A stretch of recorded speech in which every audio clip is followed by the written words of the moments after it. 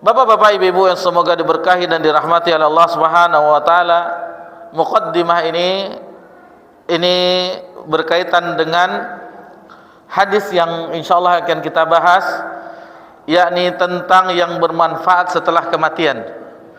Yang bermanfaat bagi setiap kita setelah kematian. Ketahuilah bapak-bapak, ibu-ibu, kematian adalah hal yang disepakati oleh seluruh Bani Adam, oleh seluruh manusia. Seluruh manusia tanpa pandang agamanya, apapun agamanya, dalam masalah hal kematian semuanya sepakat, tidak ada perbedaan.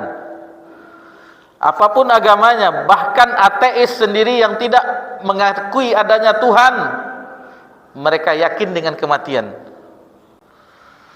Jadi tidak ada perbedaan. Orang Kristen, orang Buddha, orang Konghucu, apapun agama mereka, tidak beragama sekalipun, komunis, ateis, mereka meyakini akan kematian. Apalagi di agama kita.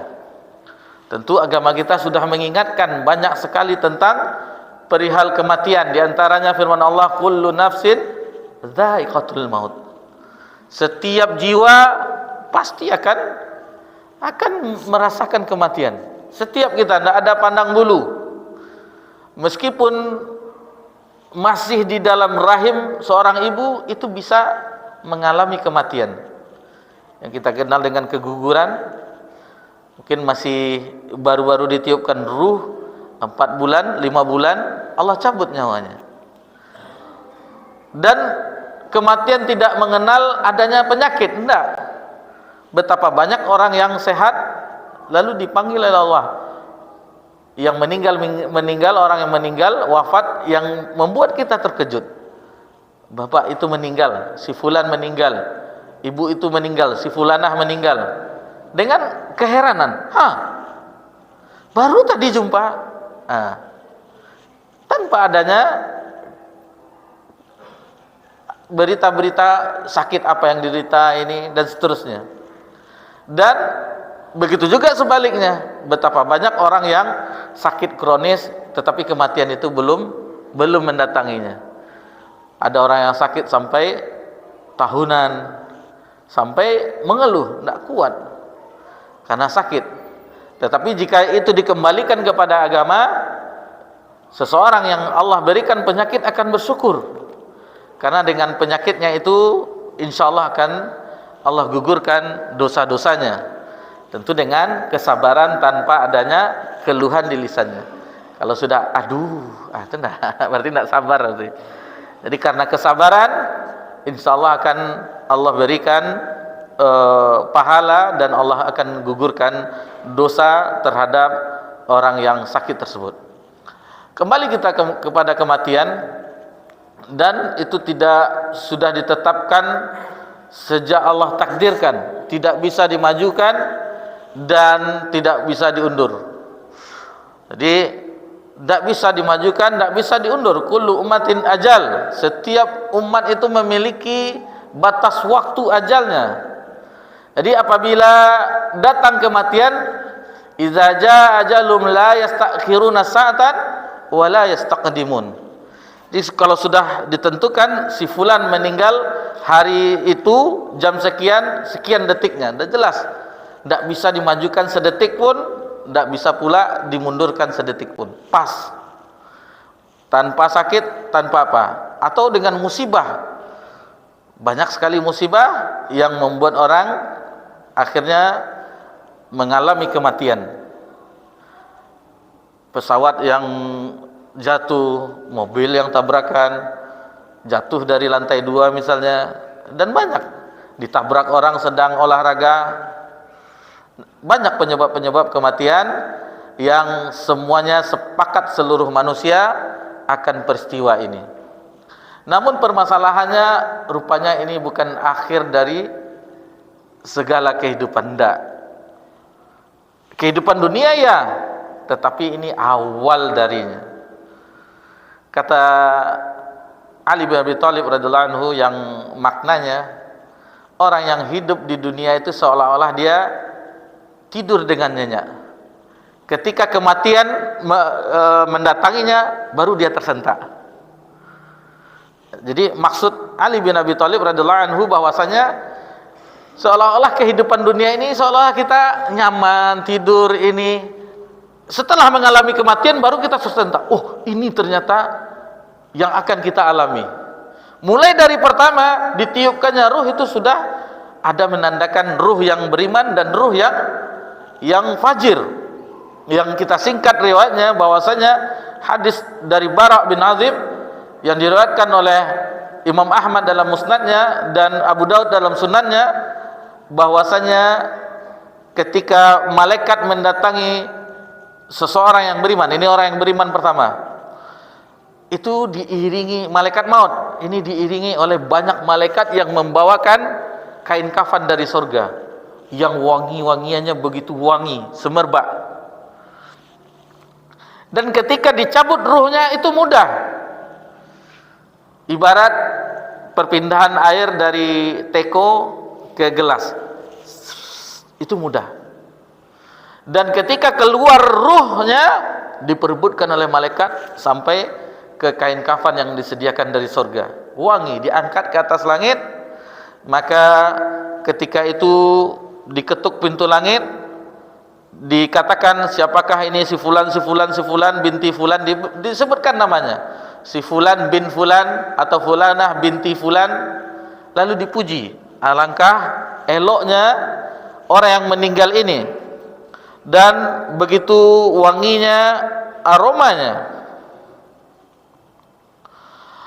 sampai ke langit yang ketujuh.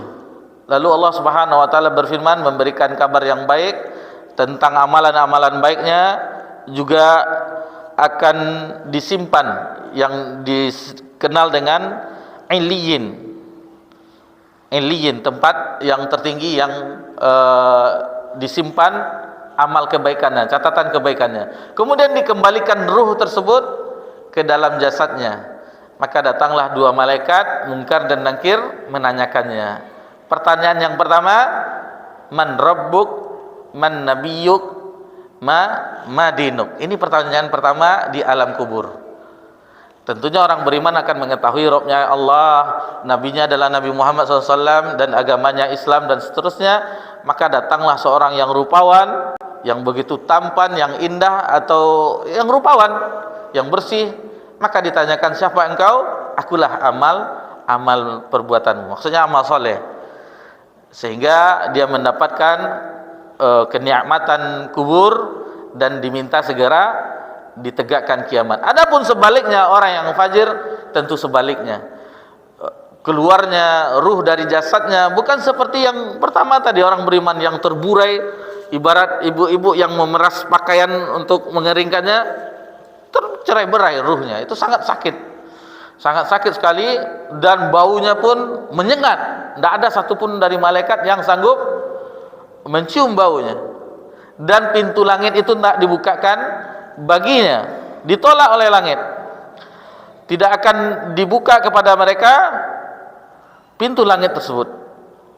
Dan orang yang seperti ini juga tidak akan dibukakan pintu surga kepada orang tersebut. Coba kita lihat kalau masih ingat ayatnya. Sebentar Bapak-bapak, Ibu-ibu. Kita cari ayatnya kalau masih jumpa.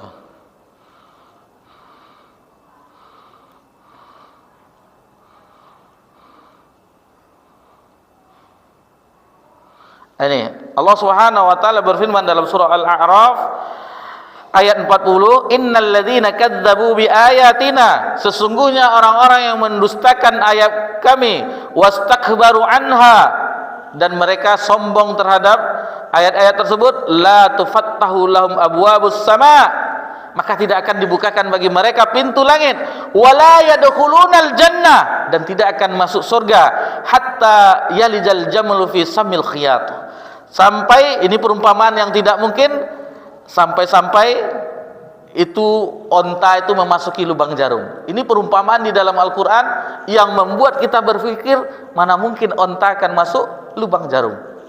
Jadi kata Allah Subhanahu wa taala di ayat ini, mereka itu tidak akan dibukakan pintu langit dan tidak akan masuk surga sampai onta masuk ke lubang jarum. Mustahil bagi mereka untuk dibukakan pintu langit, dan mustahil bagi orang-orang yang mendustakan ayat Allah dan berbuat sombong itu masuk surga. Wa kadzalika najzil mujrimin. Lalu Allah Subhanahu wa taala menutup ayatnya dengan demikianlah kami memberi pembalasan kepada orang-orang yang berbuat kejahatan. Pintu langit tidak dibuka ketika ruhnya dicabut. Lalu pintu surga tidak dibuka juga, tidak akan dimasukkan ke dalam surga Allah. Lalu dikembalikan jasadnya, datanglah malaikat ditanya dengan pertanyaan yang sama, man rabbuk, man nabiyuk, ma dinuk. Lalu dijawab, karena tidak ada keimanan, la adri. Bagaimana orang terkejut dengan pertanyaan, aku tidak mengetahui, aku tidak mengetahui, aku tidak mengetahui.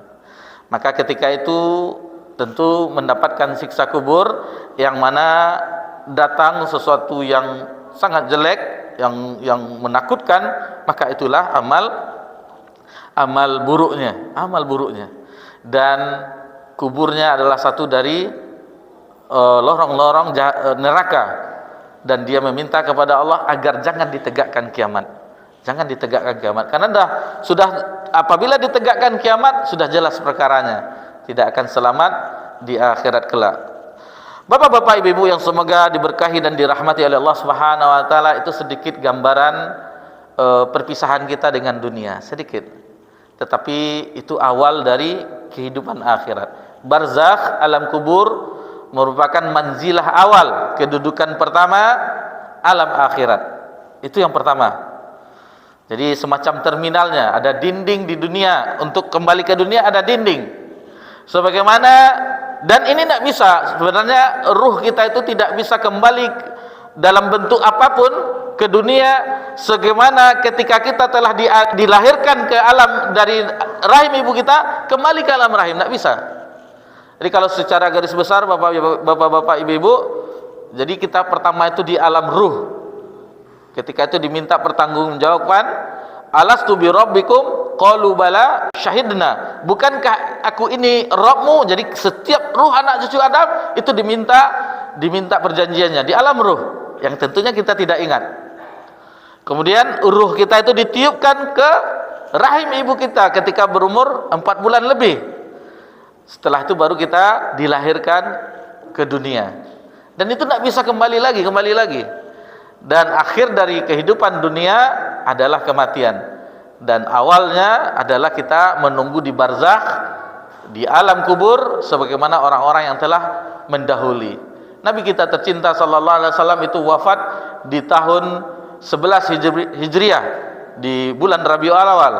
Sekarang 1447 Hijriah. 1447 kurang 11, 1436 tahun yang lalu Nabi SAW telah berada di alam barzakh, di alam kubur, menunggu ditiup sangkakala, ditegakkannya hari kiamat, dan dibangkitkan manusia kembali di yaumil mahsyar. Nah, itu sedikit gambaran perjalanan yang panjang. Itu tentu kita safar membutuhkan perbekalan.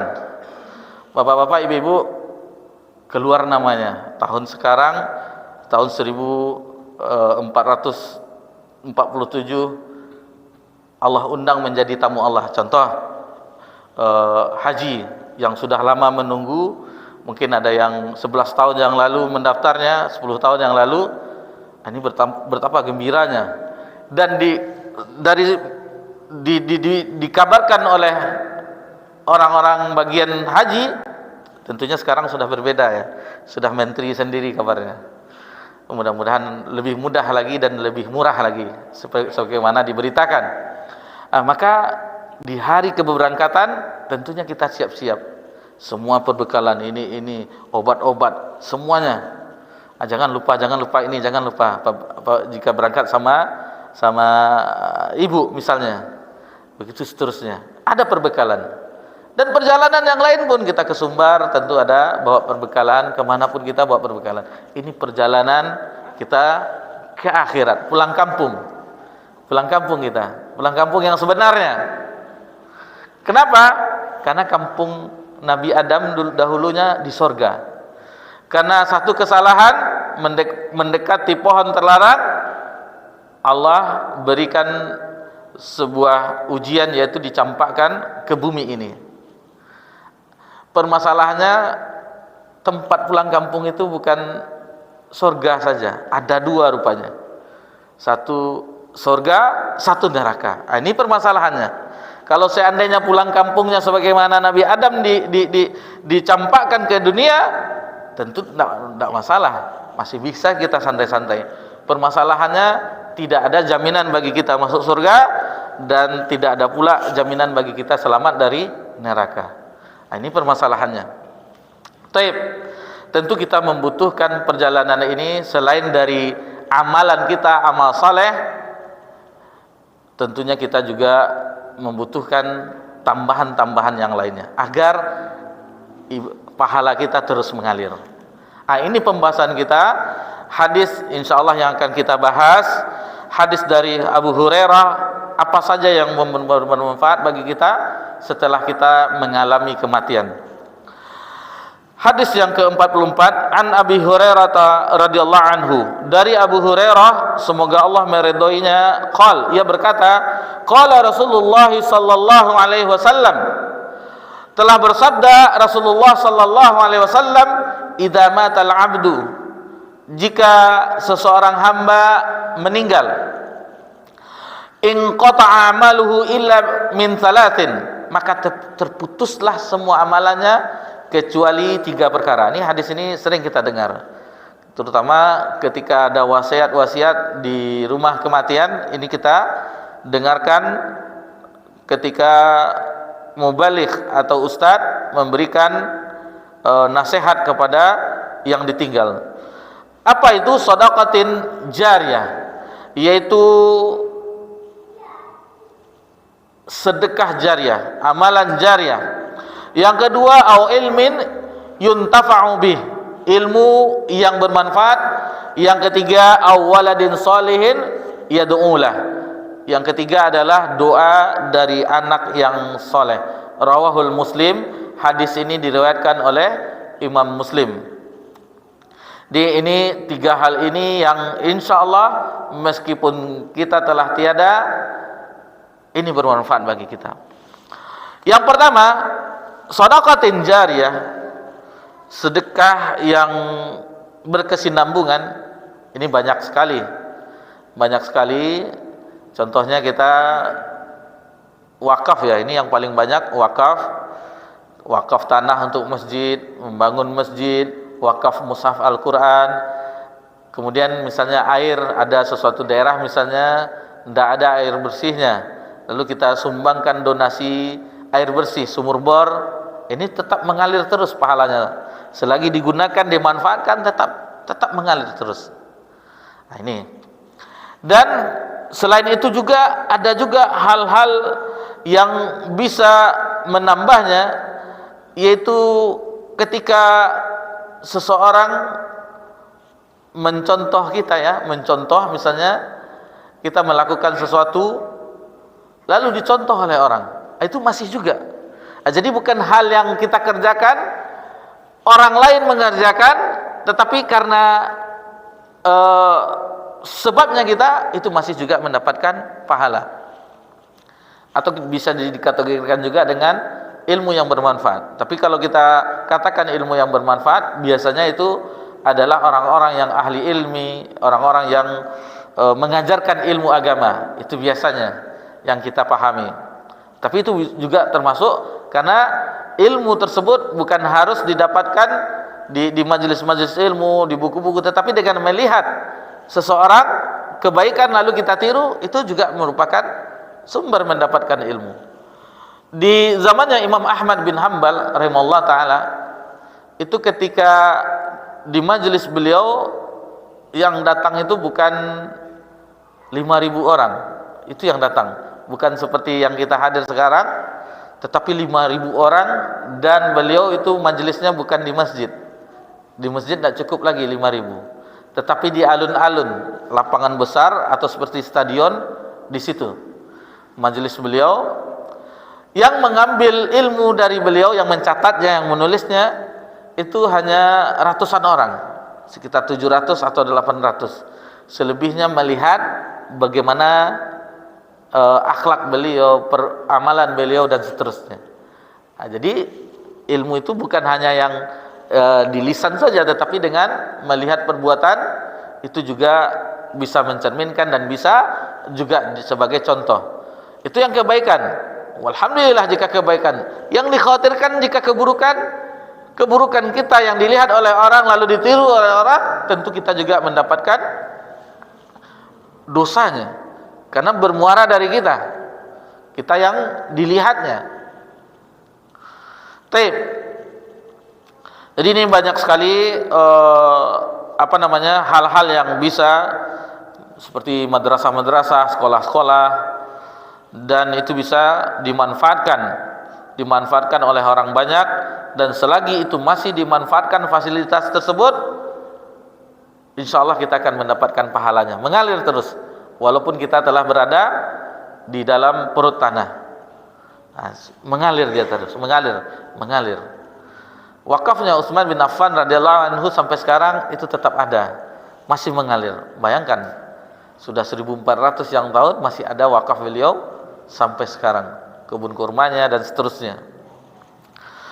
Kemudian bapak-bapak, ibu-ibu yang semoga diberkahi dan dirahmati oleh Allah Subhanahu wa taala. Yang kedua, kita hanya mengulang-ulang saja karena tentunya bapak-bapak, ibu-ibu sudah mendengarkan hadis ini. Au ilmin yuntafa'u bih, ilmu yang bermanfaat. Ini dia, ilmu yang bermanfaat. Yang pertama tentunya dengan sedekah jariah, orang-orang yang paling utama mendapatkannya tentunya orang-orang yang Allah lebihkan dari segi harta. Adapun yang kedua yaitu orang-orang yang Allah lebihkan dari segi ilmu, tentunya ilmu syar'i, ilmu agama, yang akan bisa menjelaskan kepada kaum muslimin dan muslimat tentang agama Allah Subhanahu wa taala. Ini selain sekarang misalnya kajian ini direkam, nanti ada yang melihat di media-media, itu insya Allah akan mendapatkannya. Kalau di zaman dahulu itu berupa tulisan ulama menulis berupa kitab-kitab, mengumpulkan hadis-hadis Nabi sallallahu alaihi wasallam, mengumpulkan perkataan-perkataan para ulama tentang ayat-ayat Allah, maka itu insya Allah akan mengalir terus. Misalnya kitab tafsir Imam At-Tabari itu sampai sekarang selagi dipelajari oleh pelajar-pelajar agama, Imam At-Tabari itu akan mendapatkan pahalanya. Seperti tafsir Ibnu Katsir, tafsir Al-Qur'anul Azim, itu selagi dipelajari, itu imam tersebut akan masih mendapatkan pahalanya. Padahal mereka itu sudah wafat ratusan tahun yang lalu, 700 tahun yang lalu lebih kurang. Nah, kita pelajari sekarang, mereka masih mengalir pahala bagi mereka. Bayangkan, itu makanya kata sebagian ulama dahulu bahwasanya kitab hasil karya tulis itu merupakan umur yang kedua. Maksudnya umur yang kedua, meskipun yang menulisnya, yang menyusunnya telah tiada, akan tetapi masih dimanfaatkan oleh kaum muslimin, seolah-olah yang menulis masih ada. Contohnya ulama yang menjadi rujukan yang paling banyak kitabnya selain kitabullah itu jelas kalam Allah, firman Allah, sumber utama. Kitab hadis Sahih Bukhari, contohnya Sahih Bukhari itu kitab paling sahih setelah Al-Qur'anul Karim di dunia ini. Setelah Al-Qur'anul Karim, tingkatan berikutnya adalah Sahih Bukhari. Itu selagi dipelajari oleh kaum muslimin, baik itu di mimbar-mimbar disebutkan hadisnya, baik itu di seperti kita taklim sekarang, atau di kampus-kampus, di madrasah-madrasah, pondok pesantren, itu beliau Imam Bukhari mendapatkan mengalir pahalanya. Bayangkan, Imam Bukhari wafat tahun 256 Hijriah, sudah 1000 1200 tahun yang lalu. Dan ini memang keikhlasan beliau rahimahullah ta'ala. Ketika beliau mengumpulkan hadis ini, beliau ditinggalkan banyak oleh manusia. Pertama, fitnah yang melanda beliau. Yang kedua, beliau pun difitnah dengan, maksud fitnah, ujian oleh raja-raja ketika itu. Ketika pemimpin atau raja lah, kesultanan atau khalifah yang kita kenal, ingin Imam Bukhari mengajarkan anak-anak mereka di istananya. Imam Bukhari menolak. Ilmu itu bukan mendatangi, tetapi didatangi, kata Imam Bukhari. Begitu mulianya ilmu di zaman dahulu. Ini raja, misalnya gubernur ya, atau wali kota yang meminta. Kalau kita ustadz sekarang, wali kota yang ngundang nih, mantap nih, udah jelas nih. Nah, ini Imam Bukhari ditolaknya. Apalagi itu sekaliber presiden. Enggak, ilmu itu bukan mendatangi, tetapi didatangi. Yang namanya penguasa enggak dipatuhi, akhirnya diusir, dan beliau itu wafat dalam keadaan terusir.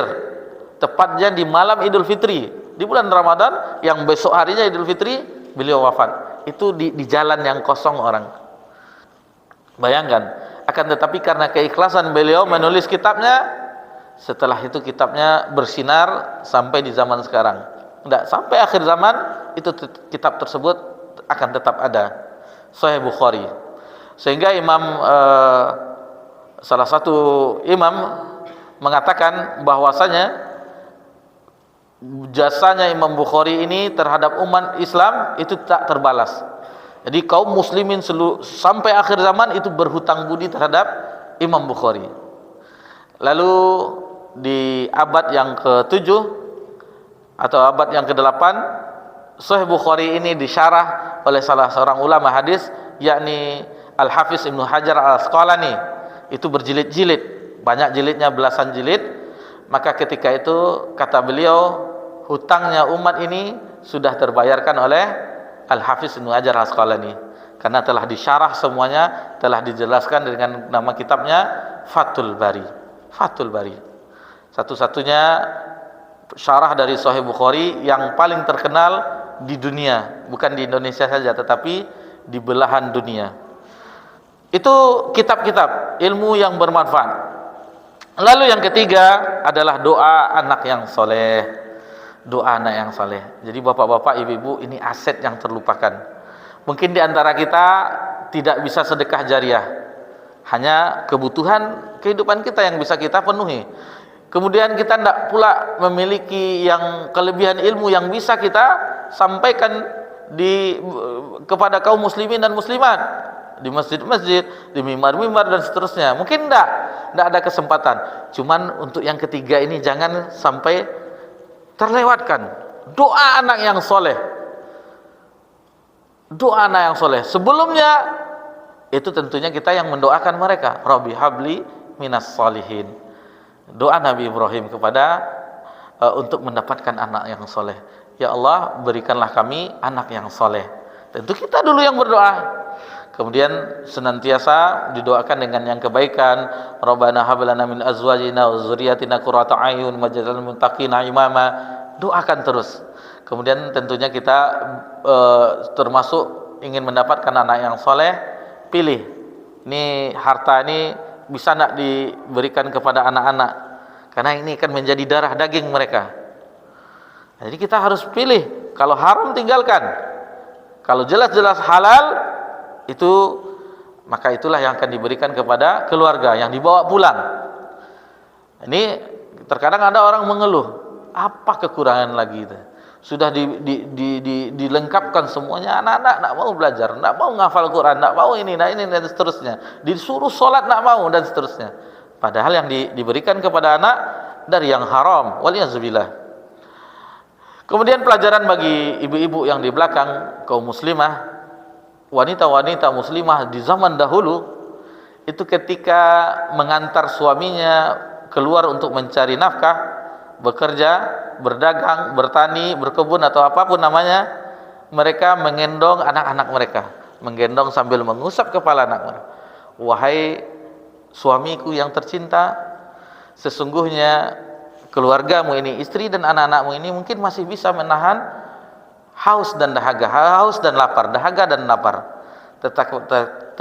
Tetapi wahai, ingatlah wahai suamiku, wahai abang, wahai uda, wahai mas, apapun panggilannya, sesungguhnya istri dan anak-anakmu tidak sanggup dengan siksaan neraka, tidak tahan dengan siksaan neraka. Maka usahakan mencari yang halal thayyibah.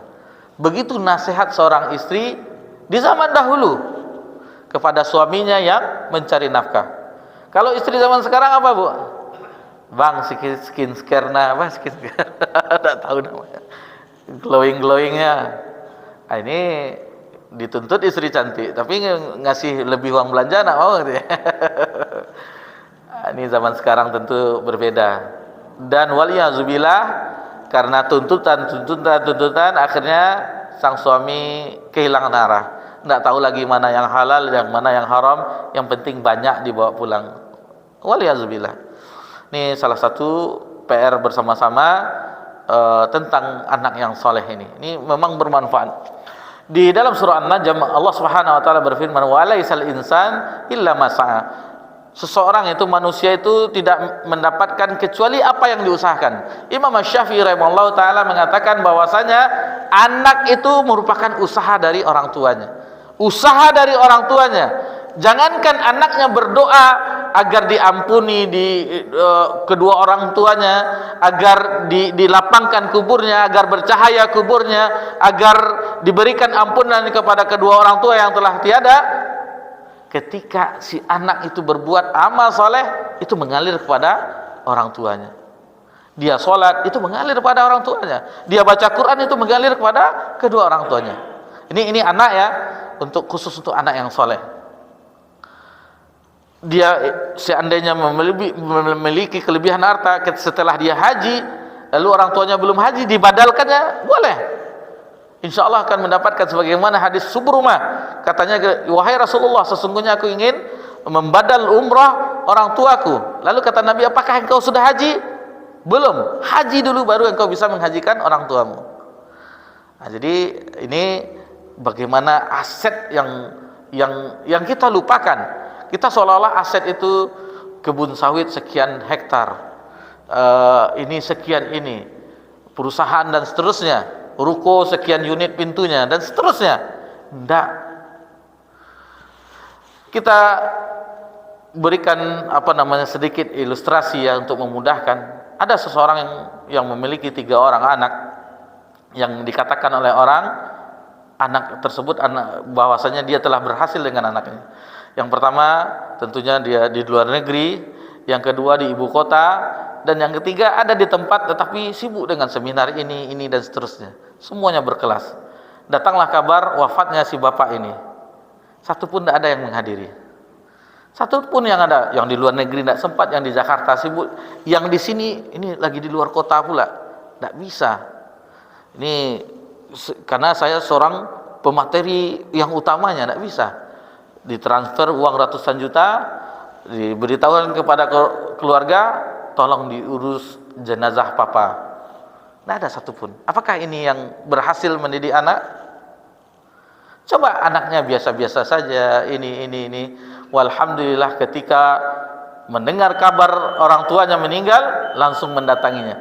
Anaknya yang memandikannya, anaknya yang menjadi imamnya. Lalu tangan yang mungil, yang ketika lihat waktu kecil, tangan itu yang menerima jenazah kita di alam kubur, ketika dikubur. Bukankah ini yang kita idam-idamkan terhadap anak kita? Lalu lisan mereka sampai anak kita pun wafat, dia tetap mendoakan kita. Sampai dia pun wafat, baru dia berhenti mendoakan kita. Nah, ini yang mungkin yang kita terlupakan, aset yang terlupakan anak yang soleh. Tentunya ini yang masih bermanfaat ketika kita telah tiada. Apabila kita selama ini mungkin salah langkah ini dan seterusnya, doakan mereka meskipun telah dewasa. Kadang kita mungkin jadikan mereka anak yang soleh. Tidak ada tertutup kemungkinan bagi kita menjelang kita mendapati ajal kita, kematian kita, merekalah yang akan mengurus jenazah kita dan merekalah yang mendoakan kita. Jangan setelah kita wafat mereka bercekak-cekak dengan warisan yang kita tinggalkan. Waliyazubillah. Demikian yang bisa kita pelajari di kesempatan malam yang berbahagia ini. Mudah-mudahan hal yang tadi kita bisa cermati, karena kita tidak selamanya di sini. Paling banyak umur umat Nabi SAW itu 60 sampai 70 tahun, dan sangat sedikit yang lebih dari itu. Maka usahakan bahwasanya umur yang Allah berikan itu kita manfaatkan dengan sebaiknya. Mohon maaf Bapak-bapak, Ibu-ibu jika ada kesalahan dalam penyampaian, karena waktu Isya telah masuk. Maka kita akhiri perjumpaan kita di kesempatan berbahagia ini. Wassallallahu ala nabiyyina Muhammad sallallahu alaihi wasallam wa ala alihi washabbihi ajmain walhamdulillahirabbil alamin. Wassalamualaikum warahmatullahi wabarakatuh.